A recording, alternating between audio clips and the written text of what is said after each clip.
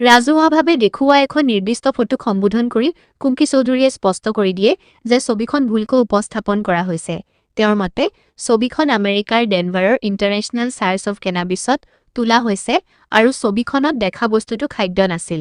গুৱাহাটী কেন্দ্ৰীয় অসম জাতীয় পৰিষদৰ প্ৰাৰ্থী কুংকি চৌধুৰীৰ মাতৃ সুজাতা গুৰুং চৌধুৰীয়ে অসমৰ মুখ্যমন্ত্ৰী হিমন্ত বিশ্ব শৰ্মাৰ বিৰুদ্ধে ৰাষ্ট্ৰীয় মহিলা আয়োগত আনুষ্ঠানিক অভিযোগ দাখিল কৰিছে। চলি থকা নিৰ্বাচনৰ সময়ছোৱাত মানহানি, ভুৱা বক্তব্য আৰু পৰৱৰ্তী সময়ত অনলাইন হাৰাশাস্তিৰ অভিযোগ। অভিযোগকাৰী পাণবজাৰৰ বাসিন্দাগৰাকীয়ে কয় যে তেওঁ এগৰাকী ব্যক্তিগত ব্যক্তি আৰু ৰাজনীতিত কোনো প্ৰত্যক্ষ জড়িততা নাই।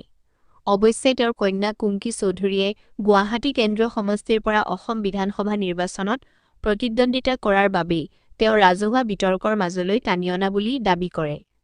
তেওঁৰ অভিযোগত তেওঁ অভিযোগ কৰে যে নিৰ্বাচনী প্ৰচাৰৰ সময়ত মুখ্যমন্ত্ৰীয়ে সংবাদ মাধ্যম আৰু জনসাধাৰণৰ সন্মুখত তেওঁৰ বিৰুদ্ধে কেইবাটাও বক্তব্য দিছিল। ইয়াৰ ভিতৰত আছিল তেওঁৰ ছচিয়েল মিডিয়াৰ কাৰ্যকলাপে সনাতনী লোকৰ আৱেগক আঘাত কৰা, পাকিস্তানৰ প্ৰতি তেওঁৰ সহানুভূতিশীল জাতীয় বিৰোধী ব্যক্তিক সমৰ্থন কৰা আৰু তেওঁ গো মাংস খোৱাৰ দাবী। তেওঁ কয় যে এই অভিযোগসমূহ সম্পূৰ্ণ মিছা, ভিত্তিহীন আৰু তেওঁক বদনাম কৰাৰ লগতে তেওঁৰ কন্যাক ৰাজনৈতিকভাৱে লক্ষ্য কৰি লোৱাৰ দুৰ্নীতিপৰায়ণ উদ্দেশ্যেৰে কৰা হৈছে। ৰাজহুৱাভাৱে দেখুওৱা এখন নিৰ্দিষ্ট ফটোক সম্বোধন কৰি চৌধুৰীয়ে স্পষ্ট কৰি দিয়ে যে ছবিখন ভুলকৈ উপস্থাপন কৰা হৈছে। তেওঁৰ মতে, ছবিখন আমেৰিকাৰ ডেনভাৰৰ ইণ্টাৰনেশ্যনেল চাৰ্চ অৱ কেনাবিছত তোলা হৈছে আৰু ছবিখনত দেখা বস্তুটো খাদ্য নাছিল। তাই বুজাই দিলে যে সেইটো এটা শংকুৰ দৰে বস্তুৰ আকৃতিৰ এটা কলাত্মক প্ৰপ। এলিভেশ্যন মিনিষ্ট্ৰীজ ইনকৰ্পৰেটেড সংগ্ৰহালয়ৰ সৈতে জড়িতৰ পৰা অহা এখন সমৰ্থনকাৰী পত্ৰই নিশ্চিত কৰিছিল যে এই বস্তুটো আচলতে দৰ্শনাৰ্থীসকলে ফটো উঠিব পৰাকৈ ডিজাইন কৰা আঁঠুৱা আছিল, মাংস বা কোনো খাব পৰা বস্তু নহয়।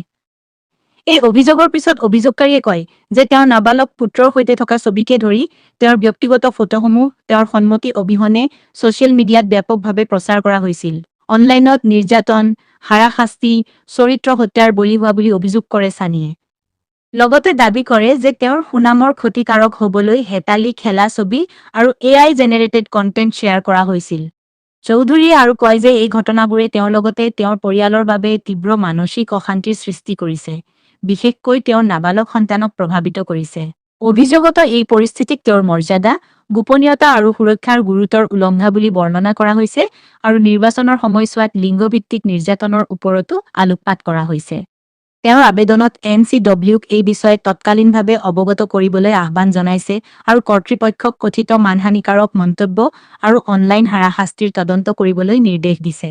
ছচিয়েল মিডিয়া প্লেটফৰ্মৰ পৰা ক্ষতিকাৰক আৰু বিভ্ৰান্তিকৰ বিষয়বস্তু আঁতৰোৱা, দায়ীসকলৰ বিৰুদ্ধে আইনী ব্যৱস্থা লোৱা, নিজৰ আৰু নাবালক সন্তানৰ সুৰক্ষাৰ বাবেও বিচাৰিছে। অভিযোগত উল্লেখ আছে যে বিষয়টো অসমৰ মুখ্য সচিব, আৰক্ষী সঞ্চালক প্ৰধান DGP আৰু অসম ৰাজ্যিক মহিলা আয়োগৰ অধ্যক্ষলৈ প্ৰেৰণ কৰা হৈছে।